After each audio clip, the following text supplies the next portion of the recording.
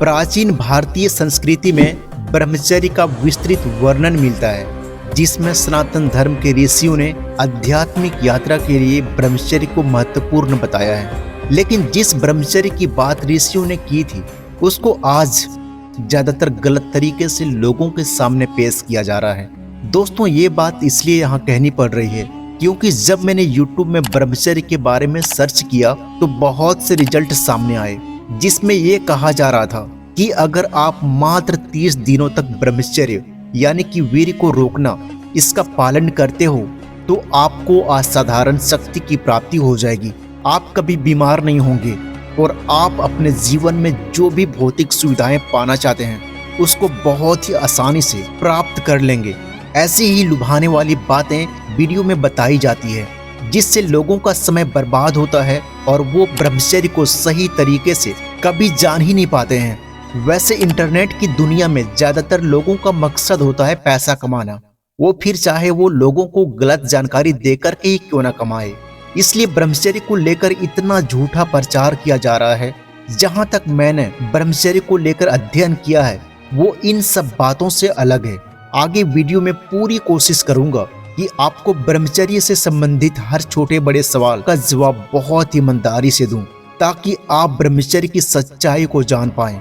दोस्तों, तो चलिए सबसे पहले जानते हैं ब्रह्मचर्य क्या है। ब्रह्मचर्य का सीधा सा अर्थ ये होता है कि आपकी जीवनचर्या ब्रह्म की तरह हो जाना, अर्थात जब मनुष्य का आचरण ब्रह्म के केंद्र से संचालित होने लगता है तो उस मनुष्य को ब्रह्मचारी कहा जाता है। जब व्यक्ति ब्रह्मचर्य को प्राप्त होता है तो उसको इस जगत की बहुत सी भौतिक सुख सुविधाएं ब्रह्मचर्य के सुख से छोटी प्रतीत होने लगती है। इस जगत की बहुत सी भौतिक सुख सुविधाएं में एक सुख जो पुरुष को स्त्री से और स्त्री को पुरुष से मिलता है, यानी संभोग का सुख, वो भी मनुष्य को बहुत छोटा दिखाई देने लगता है। और फिर ब्रह्मचर्य को प्राप्त होने वाला व्यक्ति इन सब छोटी छोटी बातों में अपना समय व्यर्थ नहीं करता है। लेकिन यहाँ इसका मतलब यह नहीं है कि ब्रह्मचारी व्यक्ति शादी नहीं कर सकता। ब्रह्मचर्य का विवाह से कोई संबंध नहीं होता है और ना ही वीर्य से कोई मतलब होता है।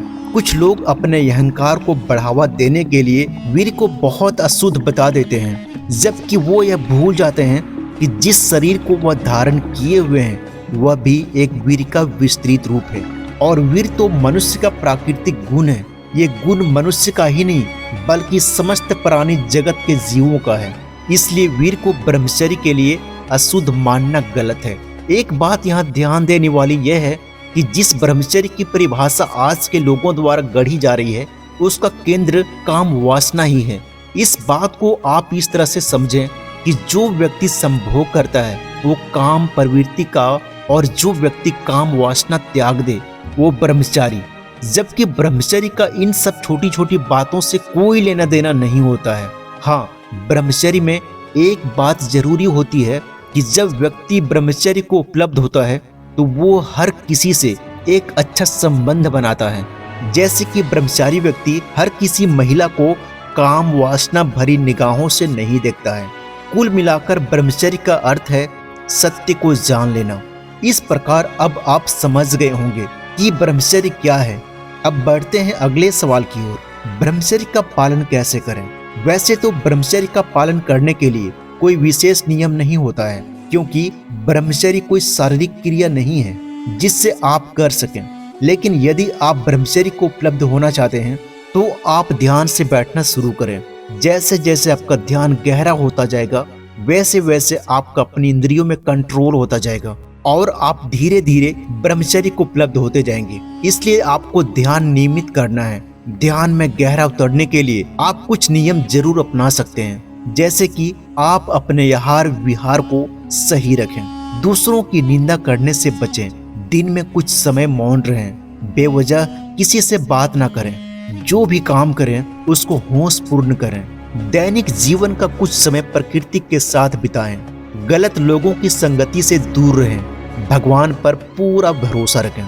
अब एक और सवाल, गृहस्थ जीवन में ब्रह्मचर्य पालन कैसे करें। ये सवाल हर शादीशुदा स्त्री पुरुष के मन में रहता है कि गृहस्थ जीवन में ब्रह्मचर्य का पालन कैसे करें। जैसे कि मैंने शुरुआत में ही बताया कि ब्रह्मचर्य का विवाह से कोई संबंध नहीं होता है आप जिस भी अवस्था में हैं, सिर्फ ध्यान करना शुरू कर दीजिए।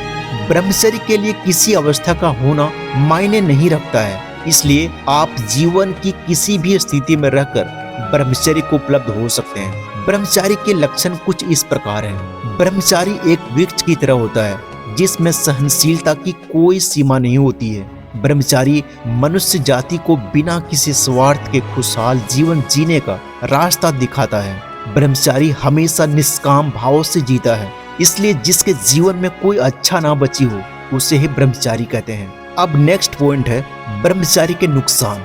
वैसे तो ब्रह्मचारी से कोई नुकसान नहीं होता है, लेकिन इतना जरूर है कि जो व्यक्ति रिश्तों के डोर में बंधा है वो धीरे धीरे रिश्तों के डोर से मुक्त होने लगता है और उसके मन से संग्रह करने की लालसा विसर्जित होने लगती है, जिससे शायद ही वो सगे संबंधी के अनुरूप अपना जीवन बिता पाए।